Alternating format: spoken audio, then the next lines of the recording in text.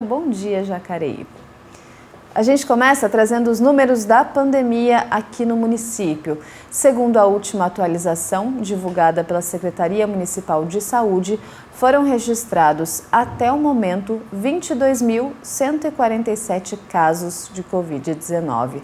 Desse total, 21.075 pessoas já se recuperaram. Notícia boa, então. Ainda aguardam o resultado do exame 6.913 pessoas, esse número continua subindo, desde semana passada. E infelizmente outro número que não para de subir são o relacionado a vítimas, já são 659 vítimas da doença.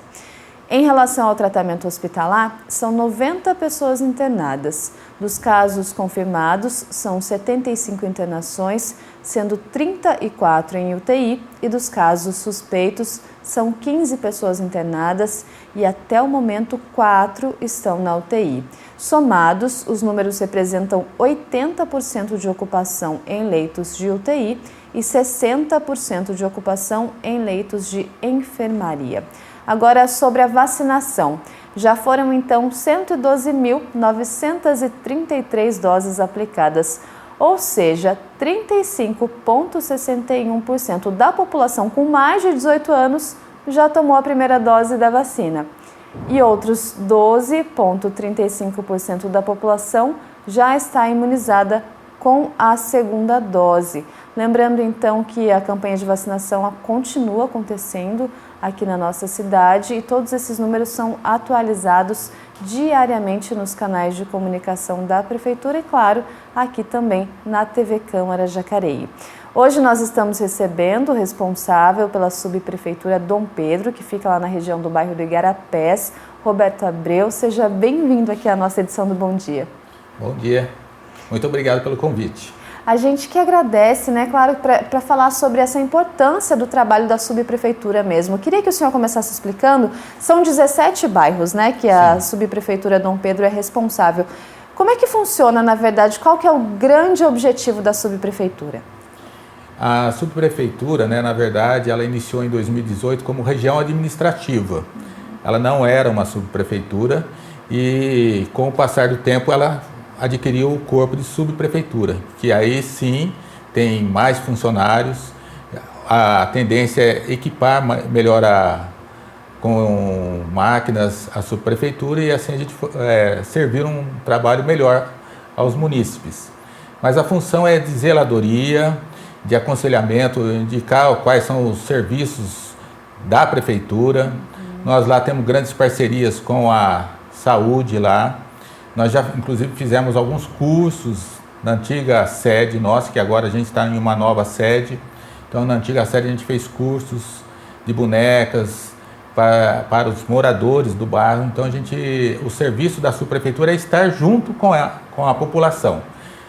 Principalmente também manutenção de bocas de lobos, limpezas de vias, pinturas, recuperar pontes. Então, a gente faz um bom trabalho lá. Justamente essa proximidade com a população, por estar lá no bairro, pertinho da casa do morador, cria um canal facilitador, Roberto, dessa questão, não posso ir até o centro da cidade na prefeitura, ou às vezes tenho até receio de ir na prefeitura e procurar um atendimento. Esse canal de comunicação, de aproximação, é de responsabilidade de vocês, então? Sim, a gente faz alguns protocolos lá, A gente não consegue fazer muitos protocolos e devido à pandemia, a gente não está podendo abrir para a população, receber a população na subprefeitura no momento. Mas a proposta é realmente que a gente faça protocolos lá, indique para eles os canais 0800, 08000 que nós temos, tanto do SAI como da prefeitura, e a ideia é realmente a gente ser o mais próximo possível da população. Inclusive elas chamam a gente pelo nome, é muito gostoso receber, a população, a gente passa, o pessoal sabe quem a gente é.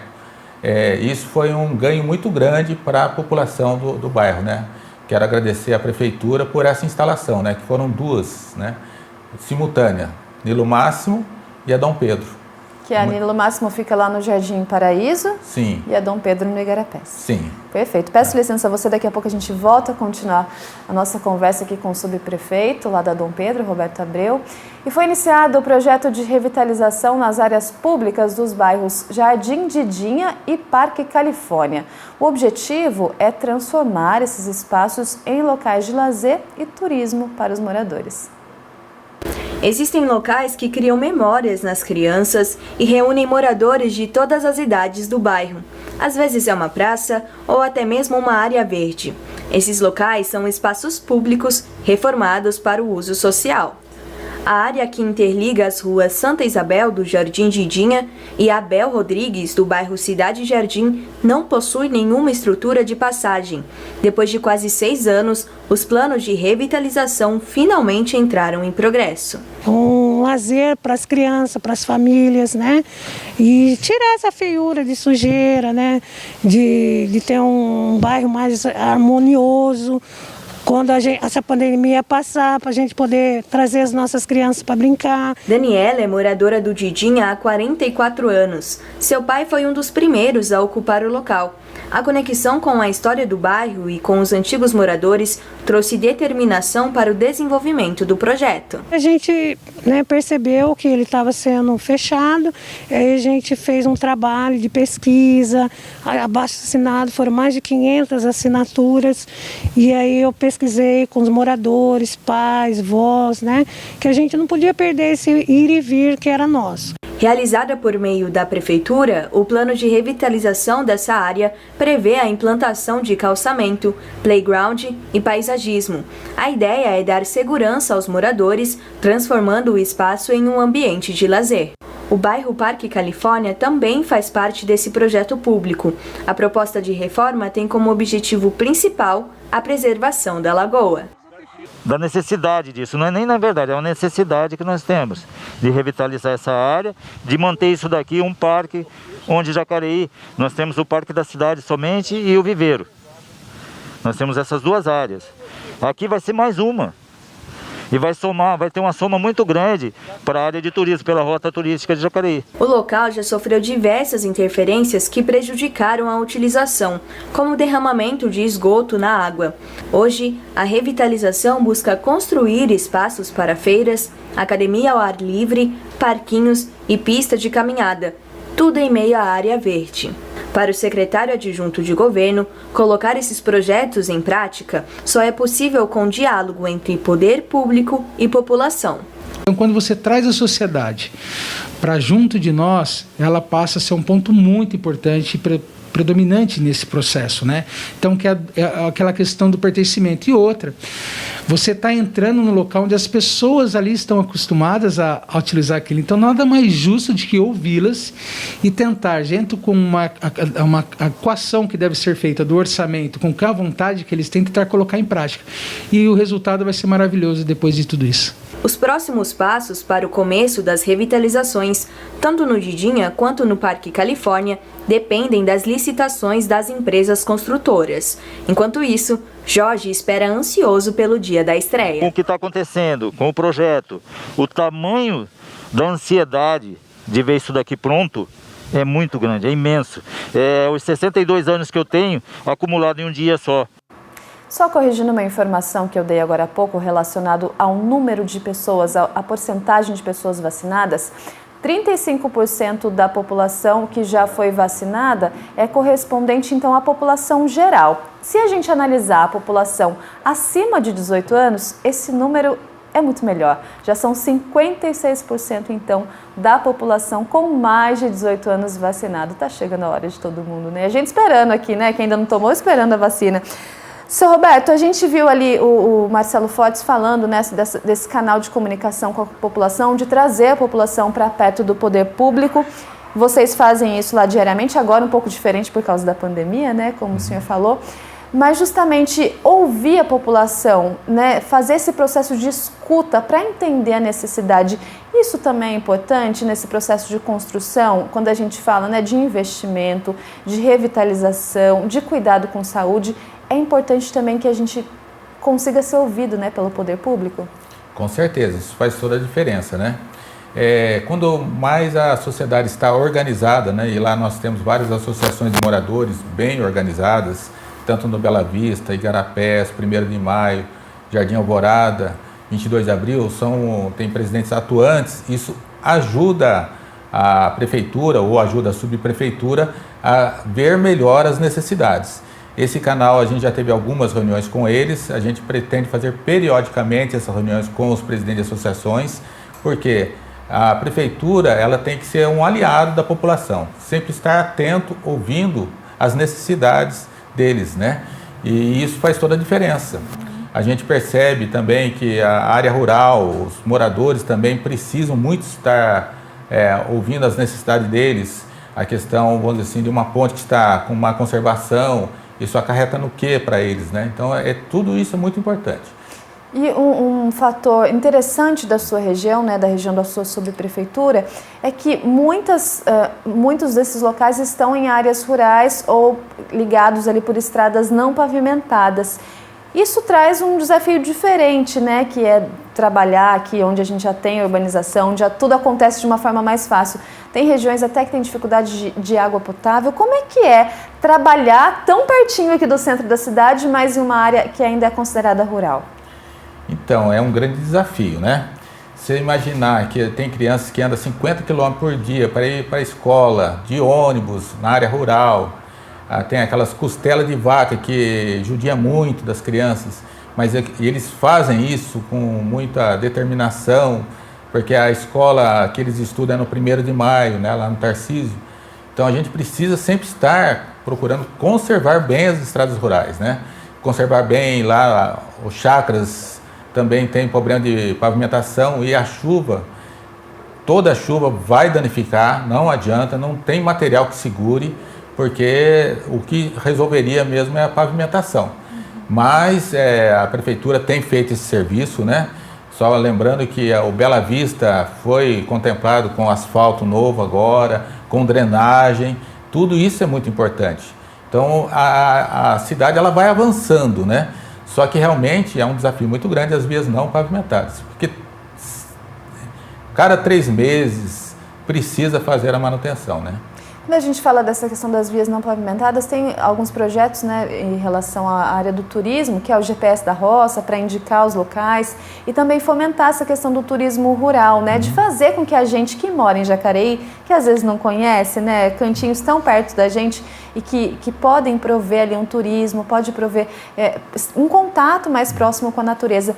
Isso tudo talvez vá de encontro com isso que o senhor falou, desses desafios, né? A gente promovendo a questão do turismo, incentivando as pessoas a conhecerem a nossa cidade, pode também trazer melhorias para essas regiões? Eu acredito que sempre vem a somar essas questões, né? O turismo rural, eu acredito que a gente tem que explorar melhor, né? Isso porque realmente temos áreas belíssimas e a gente precisa mostrar isso para a população. Temos pesqueiros, temos outras coisas, a própria natureza mesmo, né? Os rios. Então a gente precisa mostrar isso. A população, às vezes, da cidade não sabe o que é isso, né? E eu tenho certeza que se conseguirmos avançar nisso, vai ser um grande ganho para a população. Mas eu repito, né? A população rural ela está muito bem atendida, né? Está sempre tendo manutenções e isso, para nós, a gente fica muito feliz. São os desafios sendo vencidos aí, né? Peço licença ao senhor mais uma vez, daqui a pouco a gente volta para a nossa conversa. As obras na terceira ponte já interligam as avenidas Malek Assad e Castelo Branco. No momento, a Prefeitura segue com a execução das estruturas de encontro da ponte, interligando então parte do concreto com o solo das margens. Em algumas semanas, a movimentação de terra ao longo do viário, que interliga as duas avenidas, poderá ser retomada, já que o aterro de sobrecarga poderá ser removido para então a execução da via, sem que apresente problemas estruturais futuros. O secretário de Governo e Planejamento, Celso Florencio, destaca que a obra vai reduzir o tempo de deslocamento de usuários do transporte coletivo e de motoristas entre a região leste, que é a mais populosa daqui da nossa cidade, e a oeste, onde se encontra a maior parte do Parque Industrial de Jacareí, e também os congestionamentos na região central da cidade, eles pretendem reduzir, principalmente em horários de pico, então as obras da tão sonhada terceira ponte aqui para a nossa cidade avançam. Bom, e a Fundação Cultural de Jacareí está recebendo cartas de anuência para desenvolvimento de projetos públicos. Quem nos explica melhor e nos traz mais informações é a Isabela Correia, a Isa que está ao vivo com a gente. Bom dia, Isa, quais as informações? Bom dia, Leilane. Bom dia a todos que estão nos acompanhando aí de casa. A Fundação Cultural de Jacareí disponibilizou um modelo de carta de anuência que é utilizado para o desenvolvimento de projetos como o PROAC, que está com inscrições abertas nesse mês de junho até o início de mês de julho. A ideia é facilitar o pedido de utilização de equipamentos públicos e espaços da cidade, como Educa Mais Jacareí, Pátio dos Trilhos, Parque da Cidade, nas propostas desses projetos. Então, para ter acesso a esse modelo de carta de anuência, basta entrar no site da Fundação, fundacãocultural.com.br. Logo na entrada, nas abas de entrada, é possível ter essa informação e baixar o documento para preenchimento. Nesse texto, é necessário explicar a ideia do projeto e também preencher com algumas informações do proponente, que é a pessoa que propõe o projeto. O objetivo dessa carta, segundo a Fundação, é promover intercâmbio cultural com uma divulgação pública de ideias do município e também de ideias de outras cidades que desejam divulgar o seu projeto do PROAC aqui em Jacareí. Para mais informações, é possível obter nos canais oficiais da Fundação, Instagram e Facebook. É só pesquisar Fundação Cultural de Jacareí e para dúvidas e envio dessa carta preenchida já, basta mandar mensagem no e-mail diretoria-de-cultura@culturajacareí.sp.gov.br. Volto com vocês aí no estúdio. Obrigada, Isa, pelas informações. Desde o ano 2000, o mundo já produziu a mesma quantidade de plástico que em todos os anos anteriores somados. Na reportagem a seguir, você acompanha quais os impactos esse componente causa no meio ambiente e quais os caminhos precisam ser seguidos para um planeta mais sustentável. Imaginar um mundo sem plástico é quase impossível. O material está presente em quase tudo que usamos no dia a dia. Copos, talheres, embalagens, roupas, celulares.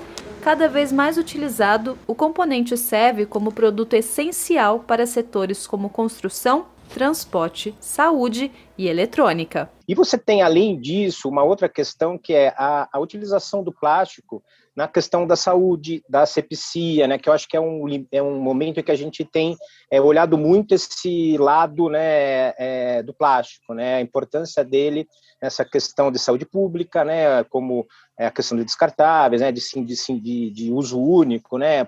O Brasil é o quarto país que mais gera lixo plástico no mundo. Anualmente são 11,3 milhões de toneladas.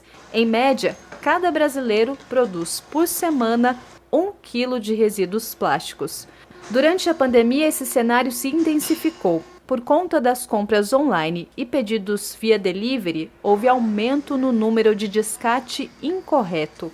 Quando você compra um eletrodoméstico e chega na tua casa um monte de produtos, né, que na verdade não é só plástico, você tem outros sucedâneos, né, outros produtos que também embalam essas coisas, você consegue perceber, nossa, quanta embalagem eu gero. Desde o ano 2000, o mundo já produziu a mesma quantidade de plástico do que em todos os anos anteriores somados. 26% de todo o plástico produzido é utilizado em embalagem de produtos. 95% do plástico é desperdiçado após o primeiro uso, isso de forma inadequada. A cada minuto, o equivalente a 1 caminhão de lixo é despejado no mar. 90% das aves marinhas têm plástico dentro do estômago. E a estimativa é que em 2050 haja mais plástico do que peixe nos oceanos. O problema do lixo no mar tem uma relação muito forte com a gestão dos resíduos sólidos e também com o rendimento ou com a riqueza que o país tem. A Política Nacional de Resíduos Sólidos, criada em 2010, determinou uma série de metas com objetivos de reduzir os impactos dos resíduos sobre o meio ambiente. No entanto, na opinião de especialistas, falta coordenação. Nós temos as soluções tecnológicas, nós temos o interesse, nós temos a pressão da sociedade, nós temos a qualidade do ambiente marinho sendo perdida e com ela uma gama de benefícios que o oceano traz para a gente, inclusive em rendimentos. Só para você ter ideia, o oceano para o Brasil representa 19% do PIB. Discussões apontam que a economia circular, que visa produção, consumo e reutilização, levando em conta conceitos restaurativos e regenerativos, aumentando os ciclos de vida dos produtos, seja o caminho para um futuro mais sustentável. E a economia circular, ela tem que ser pensada como uma nova forma de fazer negócio, uma nova forma de se viver, né? E o que isso quer dizer? Quer dizer que a gente, como associação de classe, precisa traduzir esse conceito em fomentar novos negócios, em fomentar novas formas de se produzir. Outra alternativa é o investimento em materiais biodegradáveis feitos para substituir o plástico derivado do petróleo, que pode permanecer por até 400 anos no meio ambiente. Em Jacareí, uma empresa especialista já utiliza a tecnologia para fabricar o bioplástico, que em até 4 meses vira fonte de carbono primária e desaparece, causando impactos consideravelmente menores. E daí vem exatamente o nosso projeto, né? Que é você ter um produto que tem as características do plástico, então ele tem composição química, ele tem propriedades, uma série delas, para você substituir o plástico. Só que ele é biodegradável, né? Então, o grande problema do plástico, que é ele acumular, não vai ter. Se você colocar ele num aterro sanitário, ou se você colocar ele na água, por exemplo, ele desaparece. Além da política de reuso e investimento em materiais sustentáveis, especialistas apontam o conceito da responsabilidade compartilhada como caminho para diminuir impactos causados pelo uso e descarte inadequado do plástico. Então, todos os agentes têm responsabilidade nessa questão. E aí, o inverso também é verdadeiro. A solução também é compartilhada. Não existe solução, só o poder público não vai conseguir, só o setor privado não vai conseguir, só o consumidor não vai conseguir, ninguém sozinho vai conseguir. A gente precisa, então, trazer essa responsabilidade para que nós sejamos atores importantes nesse processo. As nossas escolhas e o que a gente faz com aquilo que foi útil para a gente, né? Para que isso não vire lixo e sim recurso novamente. Os desafios, né, dessa nossa geração, aproveitando o gancho da reportagem, Sr. Roberto, a região tem uma grande dificuldade que não tem o local de entrega voluntária. E daí a gente, claro, gera um outro problema, que é o descarte incorreto. Foram 30 caminhões Mais de 30 caminhões esse ano retirados lá da região, né? A gente sabe que o poder público ele tem esse desejo de instalação de um leve lá. O que esbarra? Esbarra em questão de área pública, esbarra em questão orçamentária. Então a prefeitura ela deseja fazer isso, né? Só que realmente está tendo essas dificuldades. Mas o leve mais próximo de lá é o Imperial, então fica bem distante, né? A gente sabe que a população ela produz resíduos, produz entulhos e às vezes ela não consegue descartar em lugares corretos, por questão de transporte, questão financeira, né? Mas a gente está tentando fazer essa educação ambiental que é muito necessário para a região. O futuro depende da nossa educação hoje, sim, né, Sr. Roberto? Os desafios. A gente vai fazer um intervalo, daqui a pouco a gente volta aqui para a nossa conversa, então até mais.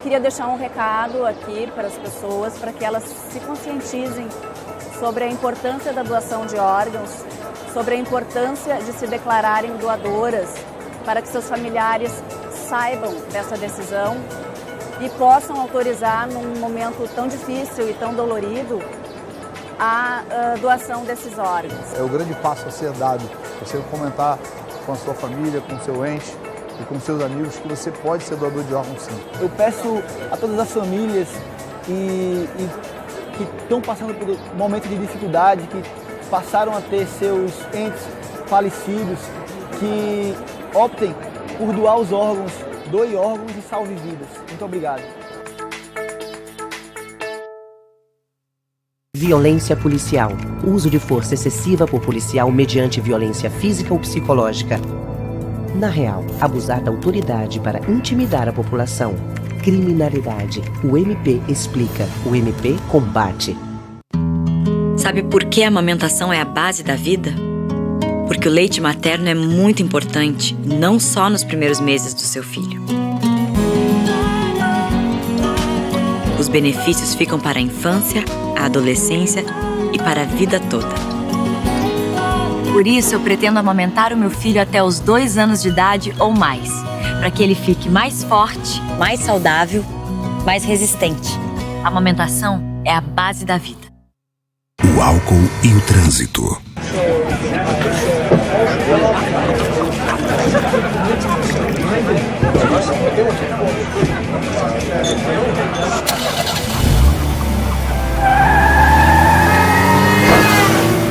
No trânsito, pequenas decisões podem fazer a diferença entre a vida e a morte.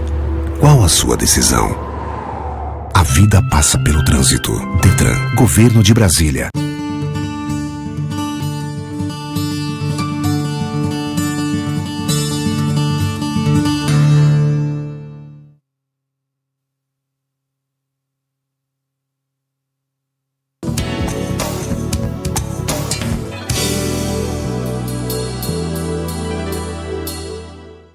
Nove e 28 da manhã, estamos de volta e começamos conferindo um pouco do trabalho dos vereadores no momento legislativo. Primeiro destaque de hoje, a gente confere então do vereador do Republicanos, Hernani Barreto. Ele enviou indicação à Prefeitura pedindo estudos necessários para sinalizar e implantar lombada ou faixa elevada na Rua dos Crisântemos, que fica no Parque Santo Antônio, na zona sul da cidade. Próximo destaque de hoje, da vereadora Maria Amélia, do PSDB. Ela enviou indicação também à Prefeitura pedindo a implantação da política de atenção integral às pessoas em situação de acumulação, nos mesmos moldes da Prefeitura de São Paulo, estabelecida no Decreto 57.570, lá do ano de 2016. Em breve, a nossa equipe vai produzir uma reportagem sobre esse assunto, claro, para esclarecer como que vai funcionar, então, essa solicitação da vereadora. E o último destaque de hoje, do presidente da Câmara, vereador Paulinho dos Condutores, que enviou indicação também à Prefeitura, pedindo a passagem de máquina na estrada Teófilo Teodoro Rezende, próximo à Igreja São Benedito, que fica no bairro Campo Grande, na região sul de Jacareí. Lembrando que mais informações sobre o Poder Legislativo você confere em nosso site, que é o jacareí.sp.leg.br. Seu Roberto, falando agora sobre os trabalhos que vocês oferecem, né, que é capina, manutenção de ponto de ônibus, limpeza de boca de lobo, essa questão da zeladoria mesmo, né? Como é que funciona para o morador? Ele solicita a subprefeitura e aí algum membro da sua equipe faz essa fiscalização, essa avaliação, solicita para a Secretaria do Meio Ambiente? Como é que é esse trâmite? Então, a gente trabalha de duas maneiras lá, né? Uma é realmente recebendo a demanda pelo morador, a outra também é a gente fazendo vistorias. A gente procura ser muito proativo. Então, a gente verifica uma situação de uma boca de lobo lá com um problema entupida, então a gente já põe no nosso cronograma para a limpeza. Por exemplo, na nossa região, nós fizemos mapeamentos, nós temos 433 bocas de lobo, né? A grande vantagem nossa é a questão da geografia. Como tem muito morro, então não para muita sujeira. Mas a gente tem várias bocas de lobo. Imagine a gente conseguindo limpar 20 por dia, 20 por mês, né? Porque a gente não consegue, a gente tem outros serviços. Quanto tempo a gente vai demorar para fazer essas 433? Então é um trabalho muito grande, porque a nossa equipe é uma equipe reduzida, como eu falei, né? Nós temos 8 pessoas, né? Somos em 8. E esses 8 trabalham muito, a gente precisa fazer roçagem, às vezes em estradas rurais, né? porque a ambiental ela só trabalha na parte pavimentada, a parte não pavimentada fica para a gente. Então, para a gente fazer todo esse trabalho é muito complicado com 8 pessoas, né? Questão de pintura, de ponto de ônibus, nós já fizemos algumas revitalizações em pontos de ônibus. Então, eu queria agradecer a minha equipe, né? Porque realmente a subprefeitura tem servidores muito competentes, muito comprometidos com o trabalho. E além disso, vocês também, são só 8, né? 8 guerreiros aí na subprefeitura para atender 17 bairros. Vocês também têm uma questão de trabalho junto com a assistência social, que é a entrega de cestas básicas às famílias lá da região. Como que funciona essa questão? Então, isso é importante ressaltar, né? Que esse trabalho é feito pelo CRAS, né? Ele que faz a triagem das pessoas e 2 vezes por mês, cada quinta-feira, né? 2 quintas no mês, eles vão até lá e com as pessoas já pré-definidas entregam as cestas. Por que isso? Para facilitar para o morador. O morador não precisa se deslocar até o CRAS. Então, ali é mais próximo, então eles recebem ali da subprefeitura. Então, não é a subprefeitura que faz esse trabalho. Quem faz é a assistência social pelo CRAS. Que acontece ali na subprefeitura. Sim. Perfeito, então. Daqui a pouco a gente volta aqui para finalizar nossa entrevista com o subprefeito da região Dom Pedro. Mudando um pouquinho de assunto, a Caixa Econômica Federal paga hoje a 3ª parcela do auxílio emergencial para os trabalhadores nascidos no mês de abril e também para beneficiários do Bolsa Família com o NIS encerrado no número 4. Para os trabalhadores fora do Bolsa Família, a ajuda será acreditada em conta poupança social digital da Caixa, que poderá ser usada inicialmente para pagamentos de contas e compras por meio do cartão virtual. Já para os beneficiários do Bolsa Família, os pagamentos são feitos da mesma forma que o benefício, então, do Bolsa. Para acessar mais informações sobre o calendário, então, acesse o site, que é auxilio.caixa.gov.br. E a Aspad faz a arrecadação de insumos para o tradicional bolinho caipira. Quem nos traz mais informações é a jornalista Larissa Sotero. Lari, bom dia, saudade de festa junina, né? Saudade de um bolinho caipira, né, Lê? Bom dia a você, bom dia a todos que nos acompanham em clima de festa junina, mas cada um na sua casa, respeitando a pandemia. A instituição Aspad, que é a Associação de Pais e Amigos de Down, está fazendo uma arrecadação de insumos. Para quem quiser ajudar, o tradicional bolinho caipira aqui da nossa cidade pode ajudar com óleo e farinha de milho, tanto a branca quanto a amarela. Qualquer uma das duas vai estar ajudando a associação. Além desses 2 itens, qualquer item de cesta básica é muito bem-vindo nesse momento de pandemia. Então, se você quiser doar, as doações podem ser feitas de segunda a sexta-feira, das 8 às 16 da tarde, na rua Rui Barbosa, número 523, aqui no centro. Ali é a nova sede da Aspad. Então, se você quiser ajudar com óleo, farinha de milho branca, a farinha de milho amarela para fazer o bolinho caipira ou qualquer outro insumo da cesta básica, é só comparecer lá na rua Rui Barbosa, número 523 e ajudar. A arrecadação está sendo feita por drive-thru para garantir a segurança de todos, tanto quem vai ajudar quanto quem vai receber. Então, bem facinho de doar, só comparecer lá e ajudar a Aspad. Para mais informações, é só entrar em contato pelo telefone 12 988 62 30 35. Vou repetir o telefone para vocês, é o 12 988 62 30 35. Então, reforçando, a arrecadação para a Aspad de óleo, farinha de milho branca e farinha de milho amarela ou qualquer insumo da cesta básica de segunda a sexta-feira, das 8 às 16 da tarde.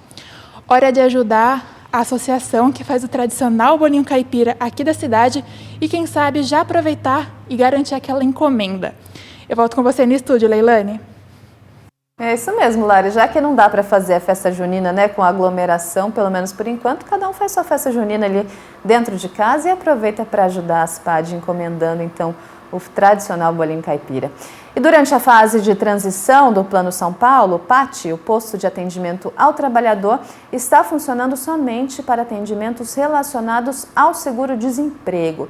No entanto, as vagas disponíveis são divulgadas diariamente no site e também pelos telefones que aparecem aqui na sua tela, que é o 3952 1065 ou 1070 e também o 3951 7943. Entre as oportunidades oferecidas hoje estão cargos então para auxiliar administrativo, técnico, mecânico, design de interiores, auxiliar de serviços gerais, auxiliar de vendas e auxiliar de enfermagem. Para mais informações, consulte o site da Prefeitura, que é o jacareí.sp.gov.br.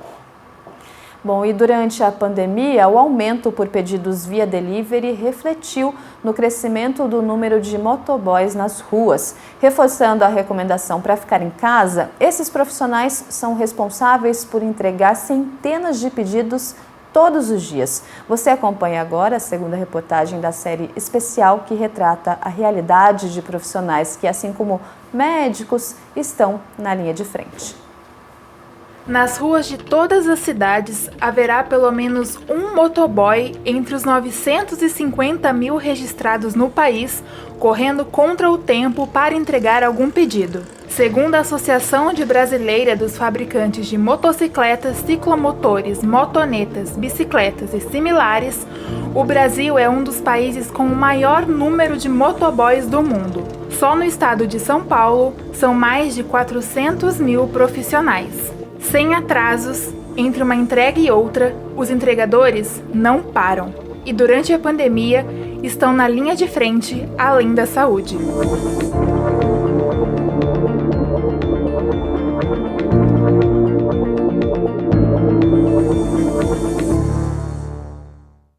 Durante a pandemia da Covid-19, tornou-se uma necessidade pedir via delivery, e isso reflete diretamente no crescimento do setor. Segundo pesquisas, o aumento foi de 94% durante o ano de 2020. Nas ruas, é possível notar um aumento de motoboys e motogirls. Segundo o IBGE, no Brasil, o número de profissionais cresceu em 3,5%. Desse total, 56,8% trabalham na informalidade sem os direitos trabalhistas. Como aumentou muitas entregas, a gente pôde observar que praticamente dobrou o número de boys em Jacareí. Essas pessoas tiveram oportunidade, né? Isso é um ponto bom, positivo. Mas, por outro lado, as condições, né, de você não ter ali um patrão fixo, uma pessoa que você possa conversar, interagir, se você não concorda com alguma coisa, né? Isso aí não tem mais. Desde quando começou a pandemia, os motoboys não parou, pelo contrário, aumentou mais o fluxo de motoboy de aplicativo, no caso, que é para ir numa farmácia, pegar um remédio para estar levando na casa de um cliente. A Vânia é motogirl há 12 anos.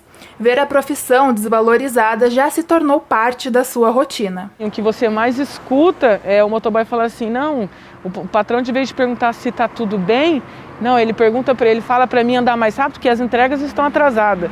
Ou você chega no cliente, está chovendo, o cliente fala assim, nossa, hoje demorou, né? Tipo, ele não está vendo que se demorou um pouco, é porque você está devagar porque está chovendo. As pessoas não se preocupam conosco, mas sim com o pedido em si. Conhecido como guerreiro, o Márcio está nas ruas há mais de 22 anos. Todos os dias é uma luta diferente para enfrentar. E sai de casa sem saber se volta, né? Essa é uma questão fundamental que a gente enfrenta, que todos os dias nós temos que orar, né? Determinar de que a gente vai voltar para casa com vida. A profissão, considerada perigosa, teve um crescimento de 54% no número de acidentes registrados no estado de São Paulo em 2020. Além dos riscos nas ruas, nesse momento de pandemia, estar em diversos lugares aumenta o risco de contágio da Covid-19.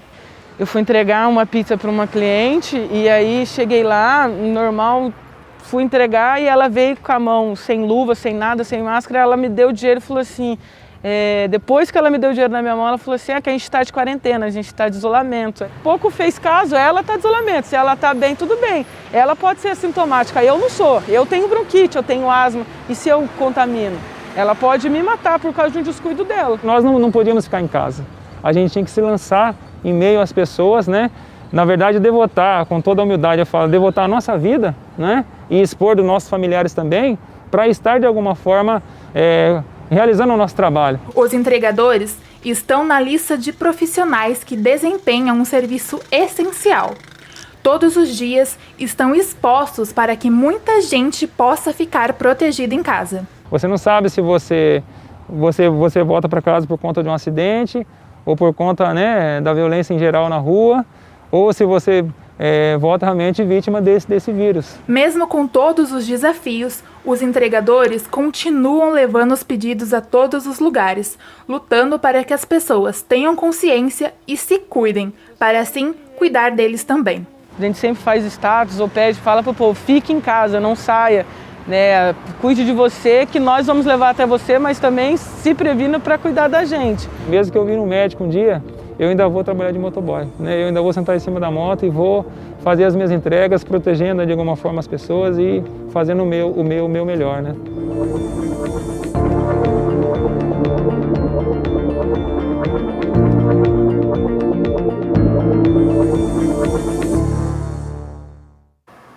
Parabéns a todos os profissionais que estão, que permanecem aí firmes na linha de frente, mesmo durante esse caos que a pandemia tem causado na vida de todos nós. Seu Roberto, o nosso bate-papo está acabando, agradeço demais sua presença. Nesse momento de pandemia, o trabalho lá também foi afetado. Quais são os canais de comunicação para quem precisar entrar em contato com a subprefeitura neste momento? Então, os canais lá para a subprefeitura é o 3956-5845, né? Tem o WhatsApp também, 991-96-4550, que é um canal hoje em dia muito fácil de ser utilizado. Mas é eu que agradeço a oportunidade de estar aqui presente, pelo convite. Sei que a gente só faz as coisas acontecerem com parcerias, com união, né? E para a população da região oeste, lá da Dom Pedro, tenho certeza que a subprefeitura faz a diferença juntamente com eles, né? A gente tem muitas parcerias com a educação lá, com a saúde, e eu queria agradecer a eles, né, as outras secretarias, a Secretaria do Meio Ambiente, que muito me apoia, todo o trabalho que a gente tem efetuado lá. E a população em geral, né? Eu sei que temos muitos desafios, mas os desafios a gente só vai vencer juntos, unidos e dando as mãos para que a gente possa vencê-los. Perfeito, agradeço mais uma vez e daqui a uns meses o senhor volta para falar como é que tem sido esses trabalhos mais para o final do ano, né? Uma vez a cada 6 meses, pelo menos, eu quero o senhor aqui com a gente, então. Combinado? Combinado. Então, tá bom. A gente fica por aqui, lembrando que ao meio-dia você confere a reprise desta edição e também pode acompanhar todas as reportagens produzidas por nossa equipe por meio das redes sociais. Lá você pode curtir, compartilhar e também nos contar o que você gostaria de ver aqui na TV Câmara Jacareí. Amanhã tem sessão ordinária ao vivo, a partir das 9 horas da manhã, e nós aqui no Bom Dia temos um encontro marcado na quinta-feira. Se cuide e até lá!